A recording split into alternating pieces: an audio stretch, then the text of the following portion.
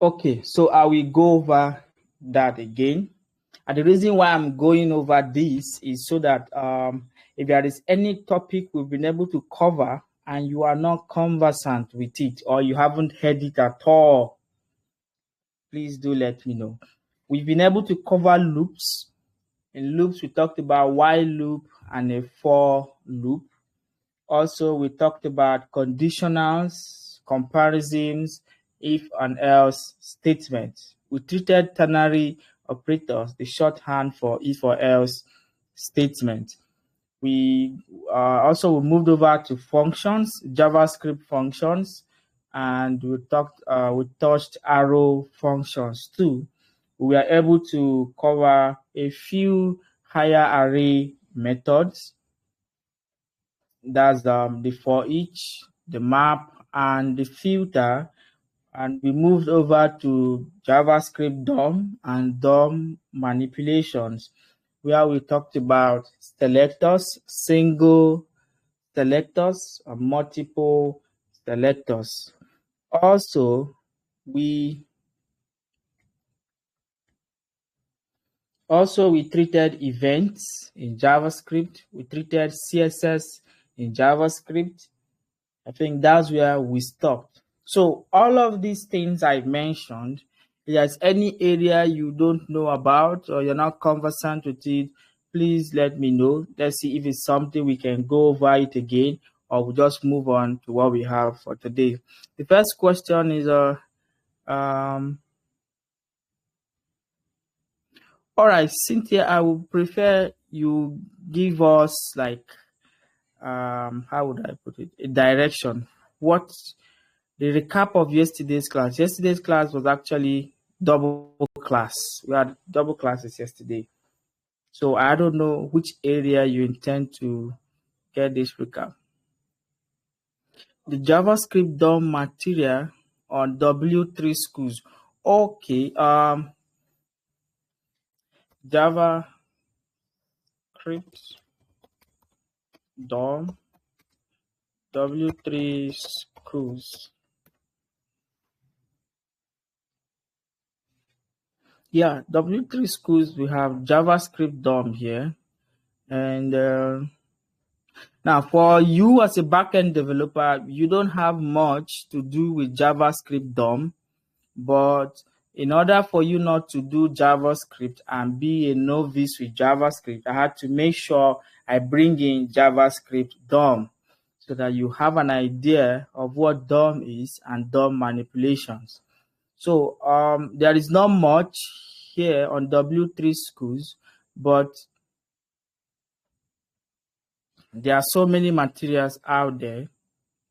It doesn't have to be W3 schools. Now, W3 schools is for the beginners. We have other pages. Yeah, JavaScript tutorial is good. And Mozilla, the MDN is also good. Free Code Camp is also good, very good. Which one else?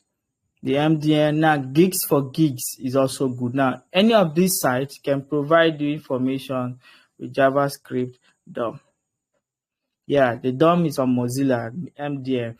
But like I said, that's not where you should base on your strength, but it's good you know it. Know the basics, especially how to select elements from the DOM, how to manipulate those elements on the DOM. The JSON placeholder. All right, we're going to talk about making fetch request again from the JSON placeholder. Okay, the continuous integration in Node.js.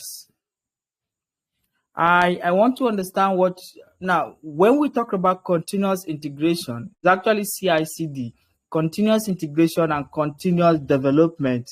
So, Emmanuel, I want to understand what you mean by continuous integration. Is it the one I know, or it is actually a module? Because continuous integration is a process. Now, the process where I get to build my project, I don't need to take down the one I have deployed I can automatically deploy again, and the one that is already live will pick up the new changes. That is what we call continuous integration and continuous development. So, but I want to understand if there's a different thing you are asking about in this continuous integration. Emmanuel, please use the mic. Tell us, is there something else different? Because continuous integration and continuous development in Node.js is just all about making sure that you keep deploying for every time you make changes. So if I add the new changes, I update what is currently live. The same way we have Facebook, banks, and all of them.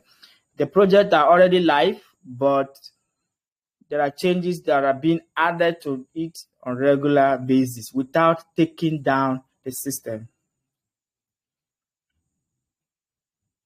No. Wisdom, the query selector is for any element at all, any element. Emmanuel, please. Okay, all right. So I think the only thing we need to go over again is the JavaScript DOM. Now I want to believe you are conversant with loops, you're conversant with conditionals, comparisons, if or else statements, higher array method, the DOM, and all of that. So you're conversant with that. But if you're not, please point me in the area where you would like us to treat again. But that being said, let's go over the JavaScript, the JSON placeholder again. Now, the JSON placeholder is like a REST, is a backend that contains different endpoints. They are dummy data you can use anytime you want.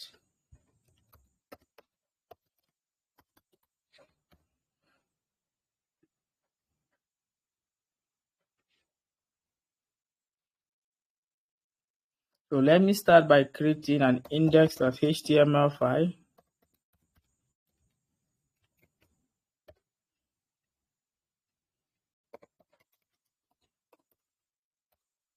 Oh, why am I even creating CSS? I'll leave it. I was going to create JavaScript.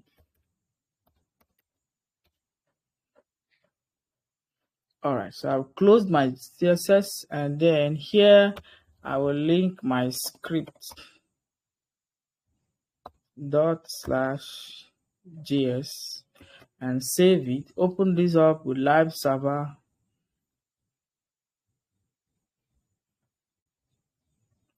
So at this point, I don't think I need to remind you that if you have any questions, you can drop it. I will attend to it. So even if I say it or I don't say it, please, if you have any questions, drop them.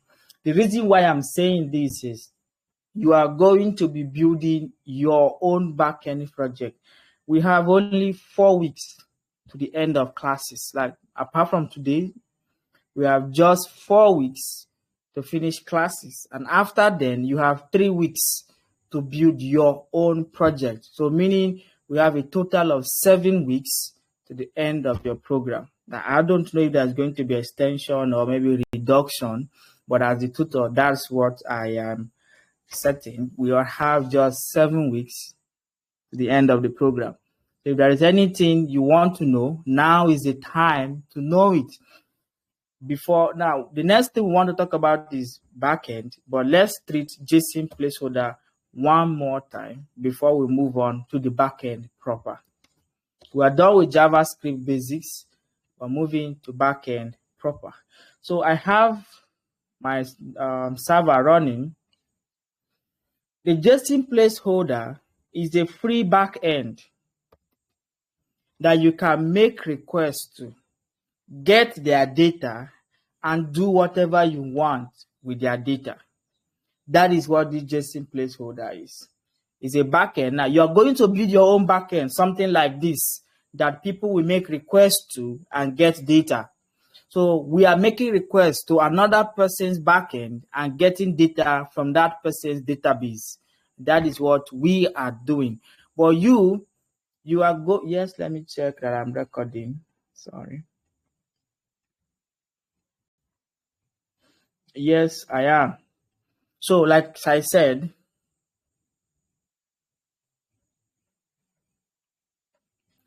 So like I said, the first thing is this.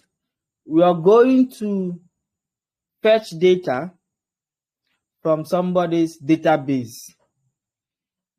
After today's class, your job, or maybe our classes, will shift to the part where we will be building our own data and the database. So for now, we want to make requests to somebody's database and get their data.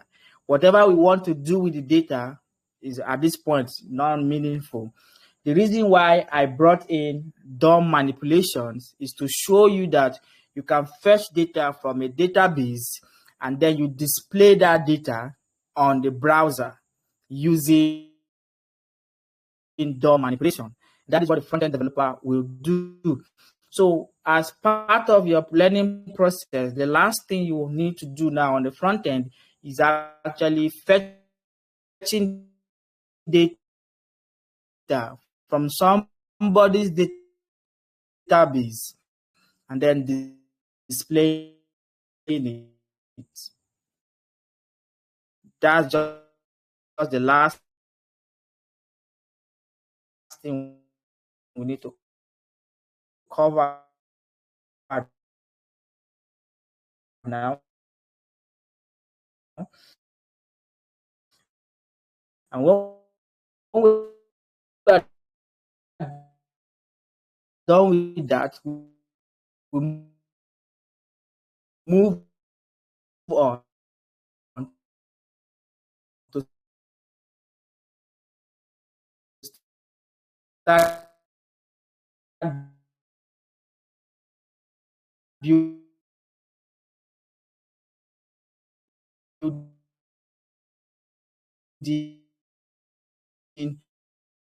our own database and our own data that other front-end developers will make requests to and get data.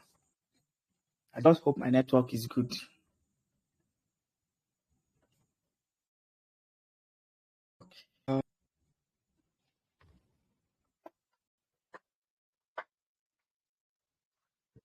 Wait for a stable network. This one I'm not getting a response. Who do I ask? Cosrep, can you hear me? Let's continue. Sorry, I just hope we're not going to have network issues now. So the first thing we need to do is to create a function that will fetch that data for us. That's the first thing we need to do. Now, forget about the fact that my function name is very long. Is the voice, is it still cracking? Are you serious?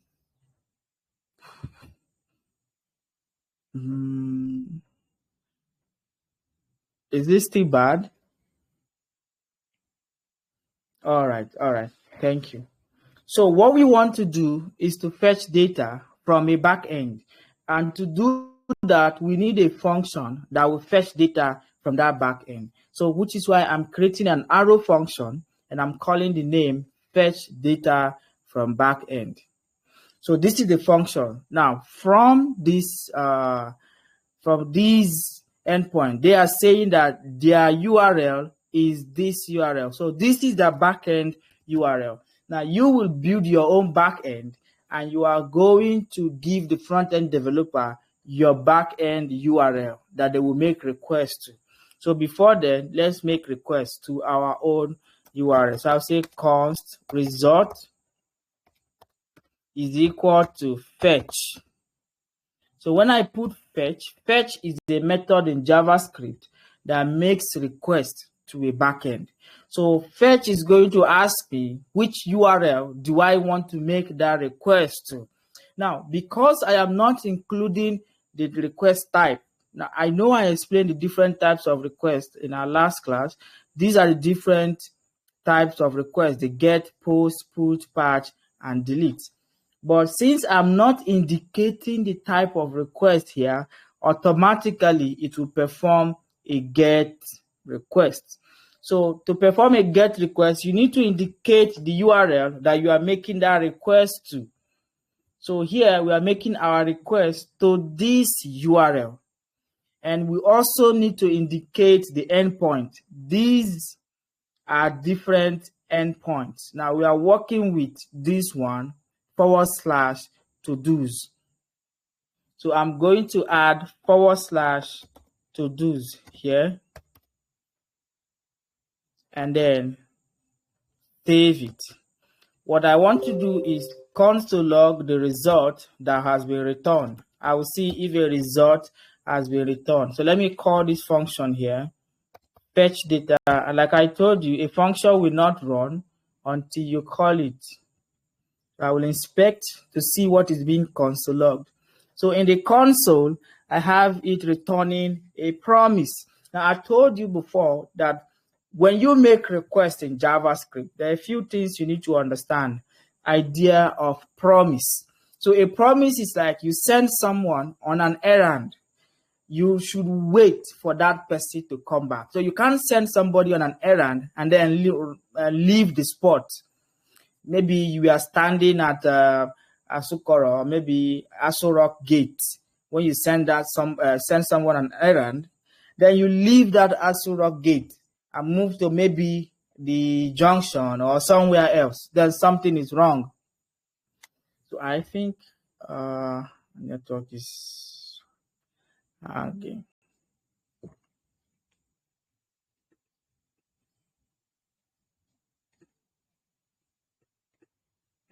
Okay, let's wait.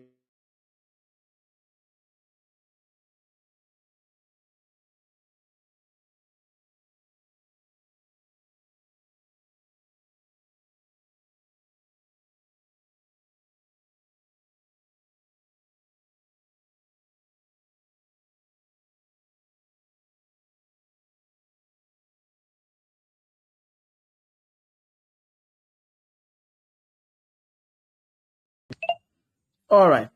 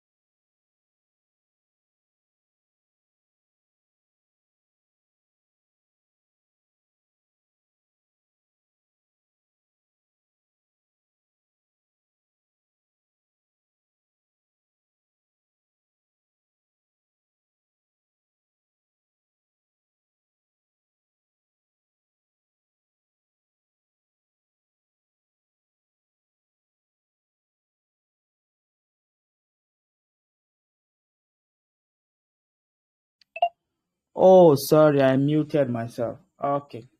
So I was saying that what I did was to make a request to this endpoint, and then whatever is being returned, I store it inside results. Then I decided to console log the result like that. Yes, I have. I think I have muted. So now I am console logging what is stored inside result. Now in my console, I see that it's console logging promise.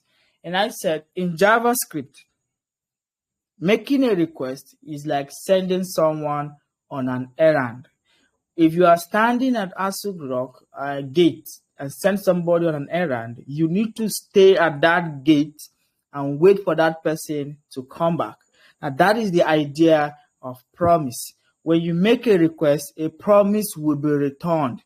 Now a promise, something must be returned, and what will be returned is a promise.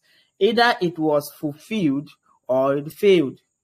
So in our case now, it has been fulfilled, that the promise says it has been fulfilled, meaning that we actually got a response.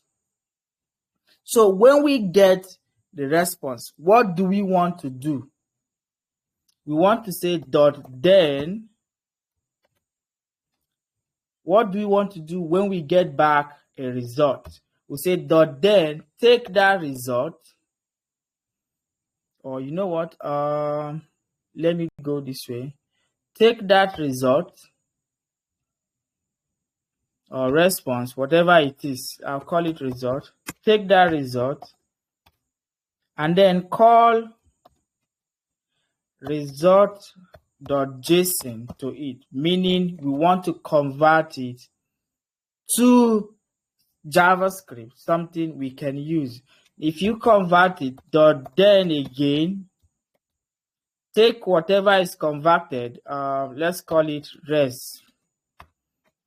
Take the res or whatever is and then console log it so that we know what is there. So if I save this and I come back to my console, now you see I have an array of 200 items. Now I did this in 3 lines.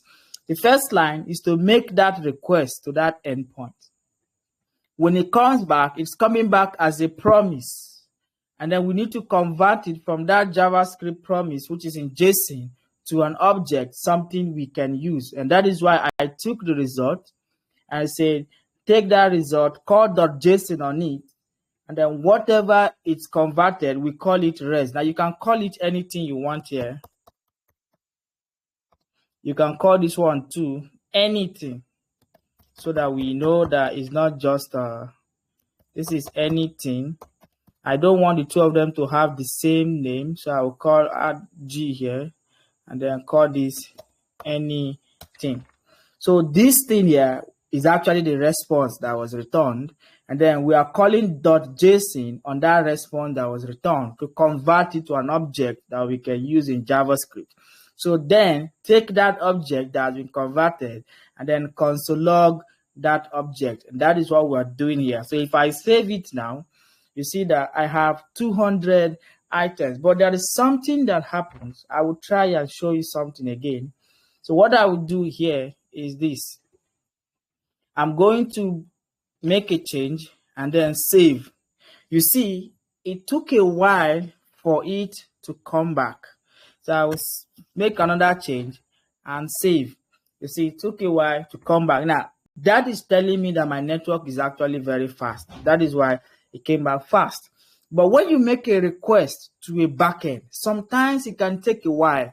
It can take maybe 5 seconds, 10 seconds, 15 seconds, depending on the strength of your internet and the speed of the backend and also the database. So it takes a while, which brings us to the idea of async and await.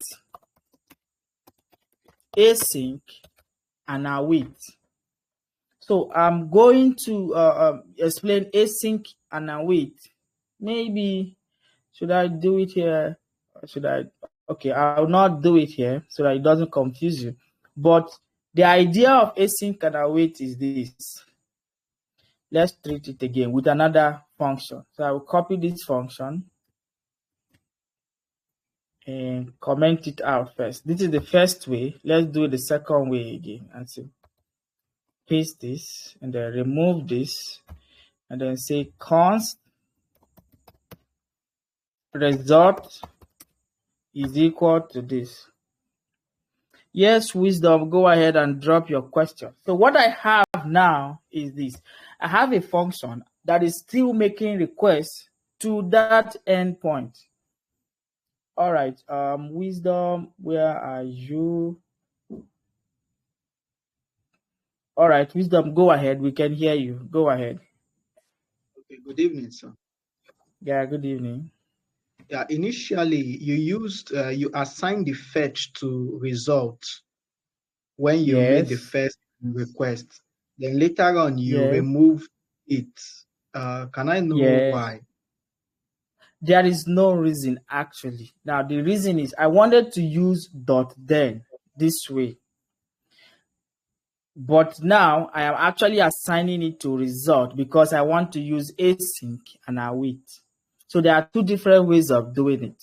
If you want to handle it this way, you can do this. Call the request immediately. By default, when you add .then, you are actually handling the errors. Now, .then is a way to handle errors. So .then, that is the next step. You are telling it the next step to take. That is what that .then means. So make the request. The next step is take the response that was returned, call .json on it, that is converting it from that JavaScript JSON to JavaScript object. That's the second line, .then. Then the second .then is the JavaScript object we have now. Take it and console log it. So the .then there is actually telling the function the next step to run. So that's the first way to do it. Now the second way is this. I'm now assigning that .fetch, the response that will be returned, into here. So, but there's something called async and await. Now, this async and await is anytime you make a request to a backend, you need to have in mind that this is going to take a while to complete. This function will not run immediately. It's going to take a few seconds to complete. So if it's going to take a few seconds to complete, you want it to run on the background so that it does not in any way affect other functions you have. Now, because JavaScript reads your code from top to bottom, let's assume that there are functions at the top of this function and there are other functions below it. It means that if a JavaScript starts reading your code from top to bottom, it gets to this function, it must run this function before it moves to the next function below it. But you know that this function might take a while to complete because this function is making a request to a backend. Now, the second function down here may just be doing a simple calculation and it's not making any request anywhere. So you don't want that one to delay. But this one that is making a request to a backend will definitely delay. So how do you tell it to run on the background and not affect or hinder other functions from running? Now, that is the idea of asynchronous operation. Functions that are going to run on the background. So if a function is going to run on the background, you label that function as async. Now, whenever you see a function carrying this label async, now you know that this function, you are telling it that this function can take a while to complete. So whether it runs very fast, whether it runs very slow, we don't want to know, but do not hinder other functions from running. Do not hinder other things from running. So the whole of this function will run on the background, and whenever the result is returned, we are going to use the result without any issues or challenges. So that is the idea of async. Now, the next thing here is we can say we want to console log the result that will be returned. Now, sometimes this function has been called and it's going to run. And here we might be console logging it. Here we are console logging it. But in a case where we are not console logging it, we are using the data. For example, go to JAM database, fetch all the names of the students, and add 10 marks to everybody.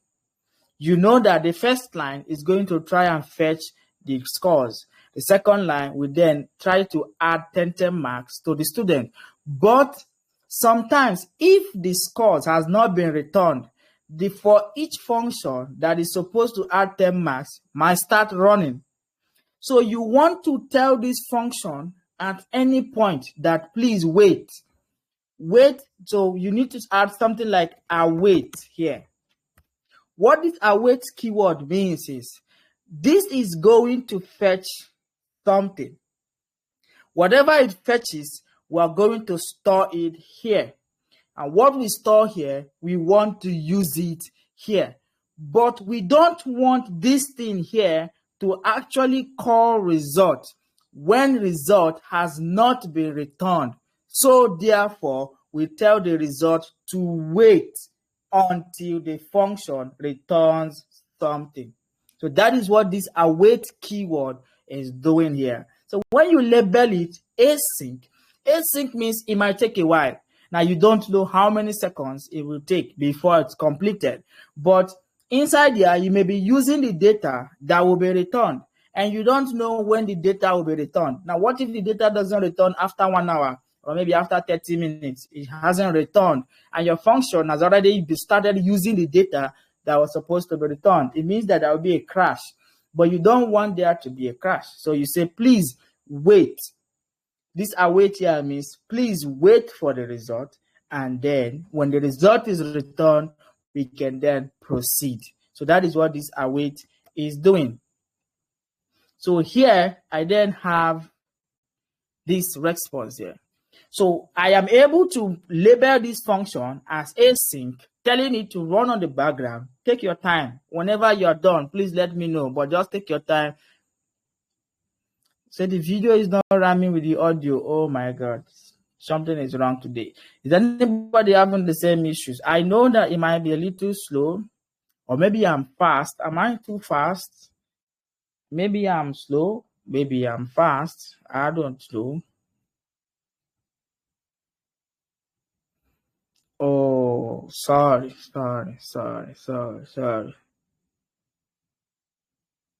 Okay, the audio is fast. Yeah, that means my voice is fast. And the video is being delayed. Okay. But not a problem. Not a problem. I will try and be slow with the voice so that if it's going to rhyme with the audio. But to come back again, I have my function that will fetch the data. Now this function, I labeled it as async because I know it might take a while to complete. Now since it's going to take a while to complete, I don't want it to hinder other functions from running. So take your time. Whenever you are done, you let me know that you are done. Now, I'm trying to make a request to this response. Whatever I fetch, I want to store it inside result. And then I want to console log the result. But sometimes this function might actually go and call this next step when the result has not been returned. So I need to add a keyword here called await, telling it to wait for the result to be returned before calling the next step. So it means that inside this function, even though this function will run on the background, this second line, which is line 20, will wait for this data to be returned before it proceeds because of this await keyword. So in that case, if I call this function here now and check my console, yes, Stanley, the async await works together. You can't put await in a function that is not async. So you use await only in a function that is async. So that is the only function you use await. If I go to my console, now you see I'm getting a response. And this is my response here. And headers, I'm not getting the right thing I needed. So what I might do is say response.data. No, I have form data. Nope. Did I make the right request? What am I missing? Okay, so I can then choose to, normally I'm not seeing data, I'm seeing just the URL. Okay, let's try form data then. I doubt. No.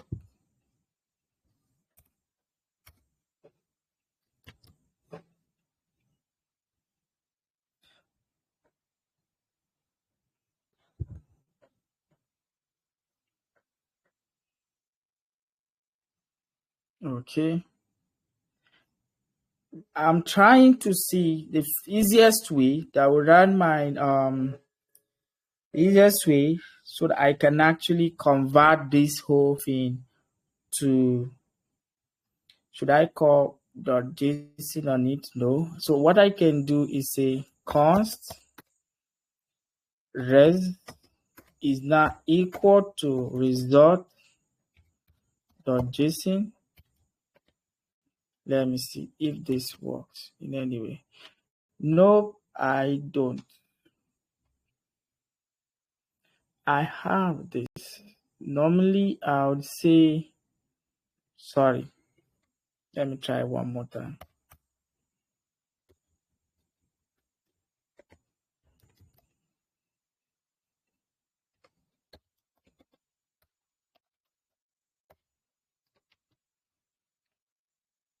If you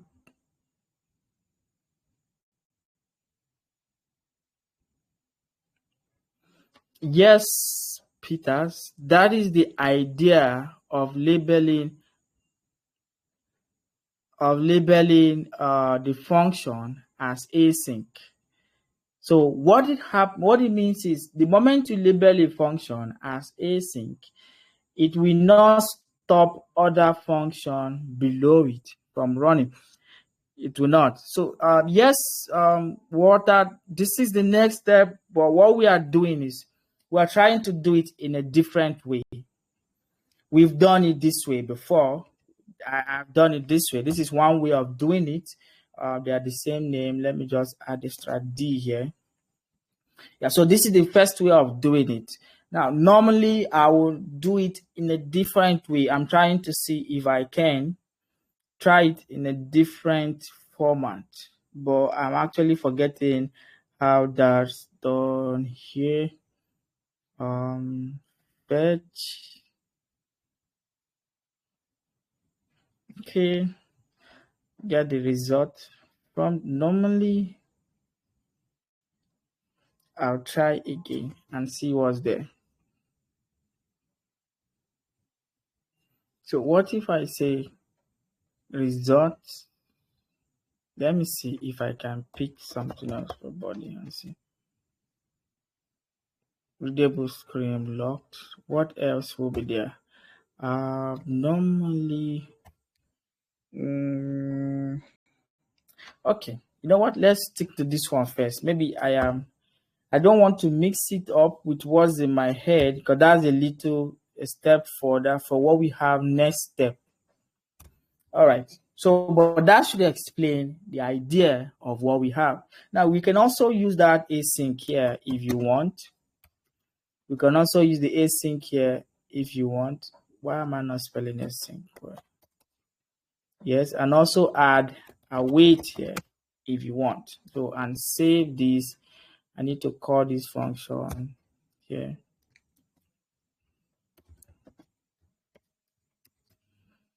Yeah, so now I have this. Now, this is like the basic way of making fetch requests. I think when we come to the backend, we're going to make fetch requests, and I will show you what I was trying to do earlier. So we've been able to fetch the data. Now, what we do with the data is entirely up to us. We know that it is an array, and the array contains objects, so many objects, which you are seeing here. Now, each object has completed ID. Each one of them has something like this, exactly like this. So we want to display these things on the website. This data now, we want to display them on the website here. To do that, we need to use DOM manipulations. What do we mean by DOM manipulations? We want to create a tag in the HTML and then select that tag and then add HTML tag inside that tag that we added there. The anything is different because they are not the same thing. This is the first time we make the request. When the request is returned, it's coming back as a promise. As that response is what we are taking here. You can call it response, call it anything. So you take that response that is returned. Now, that promise that is returned, you can't use it. Let me show you. So if I decide to console log that anything here and save it, it's coming back as this. We can't use it. We need to convert it to something. And the reason why it's changing like this is because I've added the async and I wait to it. So if I save this, sorry, I'm actually doing that anyway. So we can't use it. We don't have access to it. It's going to come back as a promise, and this is not defining it well. The last time we were seeing that promise. So what I can do is this. So what is returned there is a promise. You are not seeing the data to use it, but I think it's actually modifying it. So in order to use that data, we need to convert it to JavaScript objects. So we take whatever is being converted here. Here it is being converted to something else. So we take the response and convert it to JavaScript object, which is response.json. Calling .json on it means we are converting the JSON to objects. So we take whatever has been converted. Now we're calling it anything with an extra G, meaning you can call it anything. So these two are different things. Here it is a JSON. Here it is now an object. So they are not the same. Here the response, this is the response that was gotten from here and it's in JSON. So here we are calling that response and converting it from JSON to object. Now it has become an object. We take that object here. Here now it is no longer a JSON. It is now an object. And then we decide to console log the object. So the two of them are not the same. That is why they are two different. The both of them are different like that. So now we are getting the data here. So we can do anything we want with the data. So what I want to do is add a div here called container. Now this container, I want to add inner HTML into it to display all of this data. So what I will do is I will copy this tag and then select the tag here. I will come, we say const div is equal to document.query selector, and is a class name. So I need to add dots to indicate that is actually a class name. So now I have it. What I want to do is I don't want to console log it now. I want to write a function. I don't want to console log it. I want to take that object and display all the items in that array on the website. So how do I do that? I will use map. So I will call anything dot, no, I will use forEach rather. forEach like this. And so here will be each item. And like I said, you can decide to take the index if you want, but it's not compulsory. So I'm taking this array, the entire 200 array here, and I'm calling for each on the whole array, and I'm taking each item and the index. Each item and the index. So what do I want to do? I want to tack it on. Yeah, does somebody want to say something? You have a question? If you have a question, please drop it here. I will attend to it. If you also need the mic, drop it here too. I will attend to it. So now we are calling for each on all the items, I want to call the div and then say add inner HTML. So the inner HTML, I'll do plus equals. The inner HTML I want to add is something like a div. I'll add a div. You can add any HTML tag you want, anyone. But I want to use a div. Now inside the div, I want to use something like H. I used H3 last time. So let's use H4. I want to use H4 and H4. So I want to display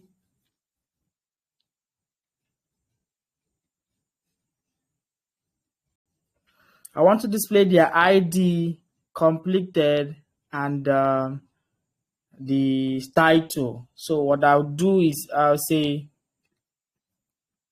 here passing dollar curly braces pass each item dot the ID.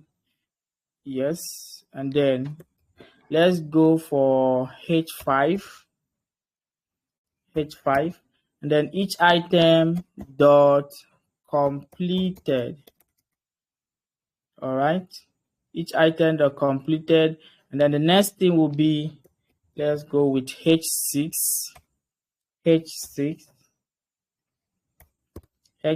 each item dot title. And the last one is I want to add horizontal rule for all of them. So it means that this is going to create a div for each of these items here. So it's going to create 200 of these tags and place all of them inside this div. And that is what we are doing. So if I save it, you see here now that I am getting, even though it is small, and that's because of the font, the distance I'm using. So let me use H1 here. H1. I'll change this to H3. Then maybe change this one to paragraph. P tag. No. P tag. So that it will not be too small, and save it. So now it is bigger like this. So now I have 200 items that are not hard coded, but they are coming from a back end. That is what we need to. So here I'm using forEach. After fetching the data, converting the data to object, and then I map through all the data or look through all the data and display them on the browser using inner HTML. That's all. All right. Any question on this now? You may not really understand it, but do not be afraid. I think so. It's nothing much. I also share this code with you so that you have access to it. I think it was also in the last class. So, but do not be afraid. It's not that difficult, and there's a much easier way of doing it if we're going with Axios, which I wanted to do something like improvised, but I think I missed it there. But do we have any question on this? Any question on this before we move on to something else? Any question on this?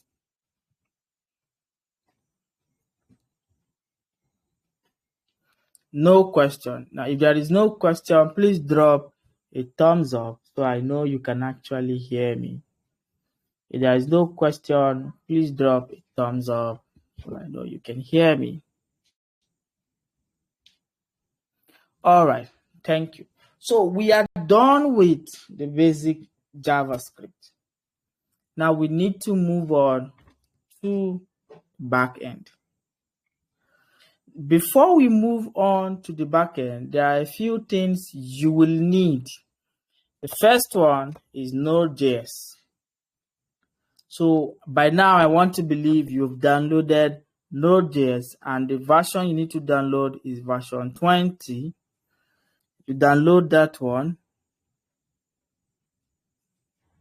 the second div. Now this div is just serving as a container here.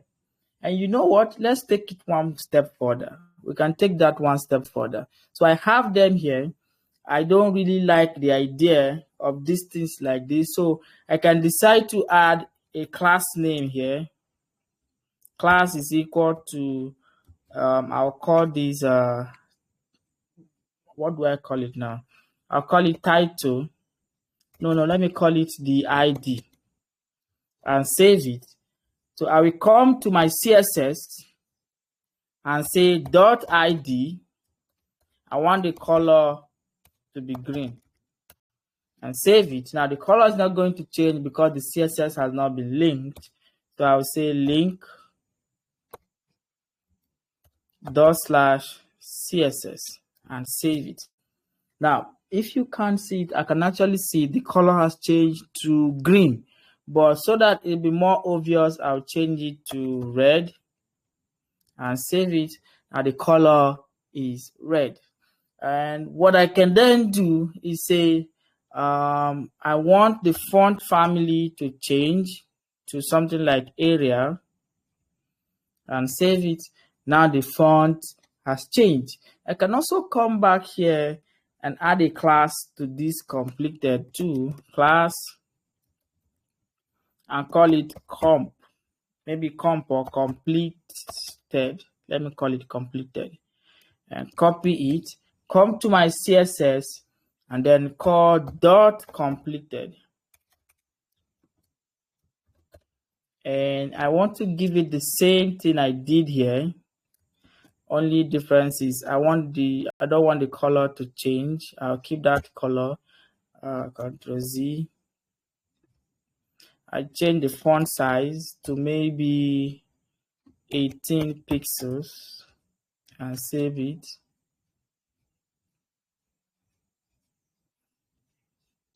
This is completed. Is this not what I typed there? Class completed V and save that. Did it change? I didn't see anything visible. Let me increase the font size to 30. So it's not changing. Okay, no equal sign. Sorry, this is not CSS. It's actually JavaScript. So that's why I'm not getting IntelliSense here. But it has changed. Yeah, now it's bigger.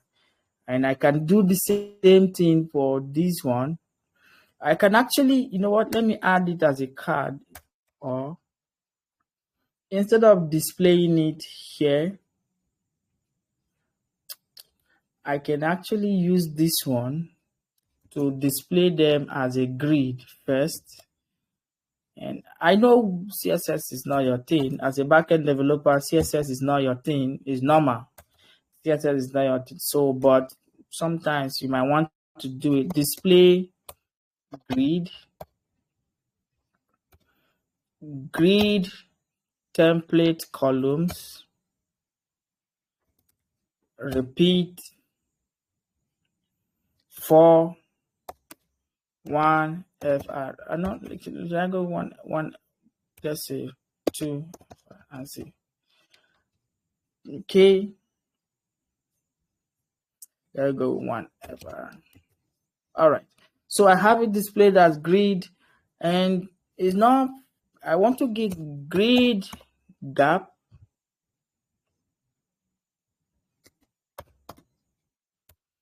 I know it's deprecated 10 pixels. Okay, so 10 is too small. Let's go with 20. All right, now I can change it to cards so that it looks more better. Let's see, CSS, get CSS scan. I think CSS scan. I think that's what it's called. Yeah, get CSS scan. Here I get CSS. Oh my God, sorry. I want to CSS shadow. Let me see. I want to get a card. Yes, beautiful card. So here I have these cards I can use. Copy anyone I'll copy 26 and come back here and paste it inside this container v and save it. So if I come back to my code, it's not appearing as a card. Why is that? I added it to the container box shadow.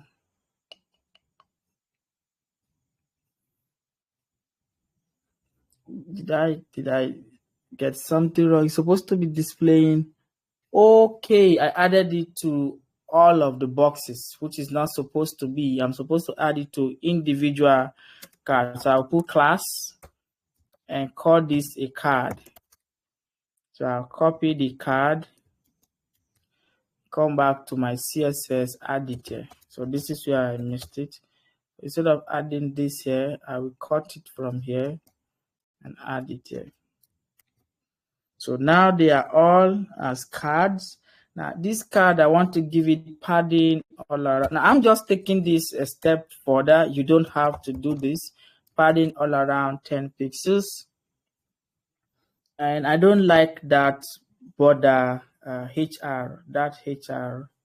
I don't like this. So I'll remove it and save that.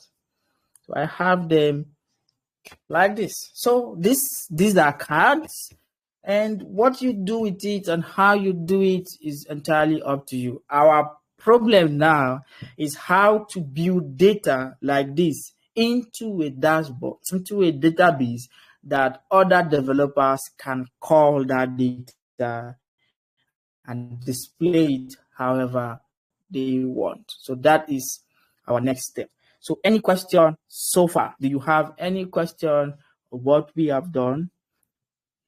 Any question so far? If there is no question, drop it thumbs up so we can move on to something else.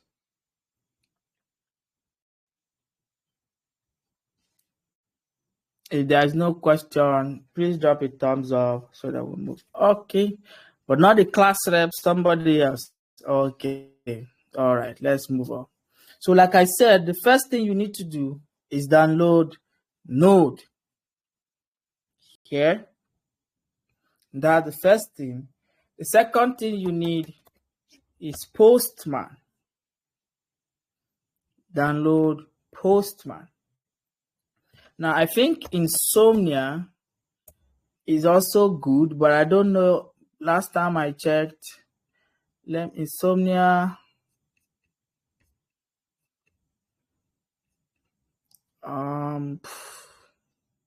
It's not called Insomnia, but I can't remember what it's called. I'm just giving you alternative for Postman, but just go ahead, download Node, download Postman. Now, to be sure that you have Node and you have Postman, when you open your VS Code, in the HTML, remember that this div here has a class name called container here. This container is what we use to select that div from the document container. So that is what we use to get that div. Yeah, Insomnia, I think so. So I tried Insomnia, but am I not getting the spelling well? Actually, Insomnia API. Let me see if I can get.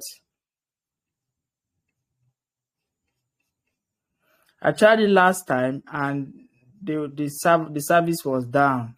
So, but I forgot it. But it's okay. We can do it Postman. Just go ahead and download Postman. We are downloading Node and Postman. Now, the reason why we are downloading Node is this. To build our backend, we are not learning a new programming language. We are still going to be using the JavaScript that we have learned. But the difference now is we are not going to be needing the HTML to run it. Rather, we'll be using Node to run it. And that is why it is called Node.js. JS is JavaScript. Node and JS put together is Node running JavaScript. And then the second thing we need is Postman. This Postman, just like this, what is it called? JSON placeholder that gave you these different endpoints. We're not going to be writing codes to test the endpoint we build. Rather, we'll be using Postman to test the endpoints we build. So that way we know that our backend is working properly. Yes, Express is a framework in Node.js, and we are going to be using Express as a framework in Node.js. And when we come to that part, I will explain Express also. So any more question? And this is what I have an idea. Now, because these two classes are not related, I mean, this basic JavaScript and the Node.js are a little bit off, that they're not almost the same. I was thinking to end the class and maybe continue next week, but that would mean I will need an extra hour next week. Do we agree to that? Like we need to. Yes, but we've actually been able to cover last week class. We've been able to cover last week class. So if you go through the videos and the classes and you understand loops, you understand conditionals, comparisons, if or else statements, functions, higher array methods, DOM and DOM manipulation, and how to fetch data from the backend, then we're done. So, but the next thing we want to move on to is our backend. So I'm suggesting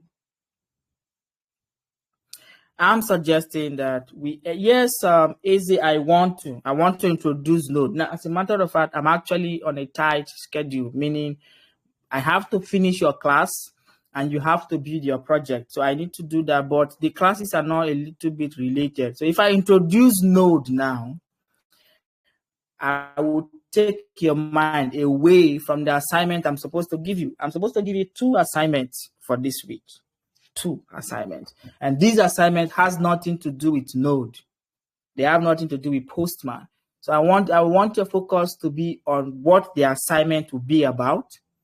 But that would mean that next week we'll take 1 extra hour. We might do it the same way we did yesterday's class. We'll get a break and then come back after 1 hour, maybe after 2 hours, like that. So all in favor, drop a thumbs up. All against, drop thumbs down. All in favor, thumbs up. All against, thumbs down. Okay.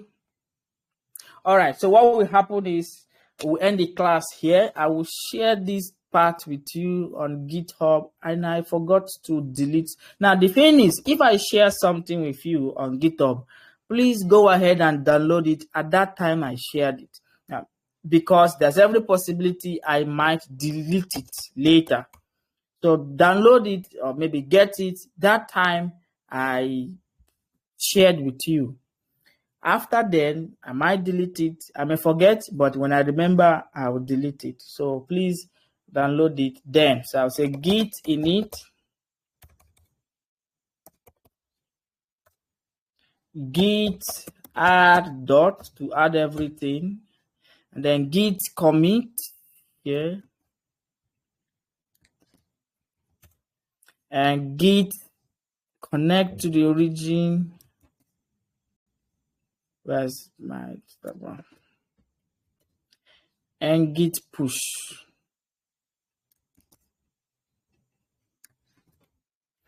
Push the master. Yep, and that is it. So I'll copy this link and share it here.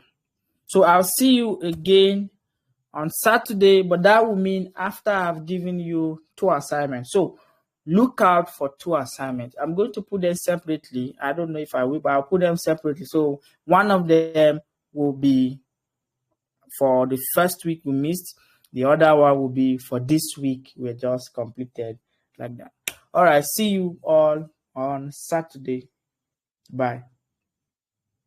Or okay, there's a question. Yes, Wisdom, we are going to treat the difference between Node and Node Express in our next class. We will. But hope just look out for my assignment. It's very compulsory. And also make sure you are attending Variety Night. Please do attend Variety Night. Bye.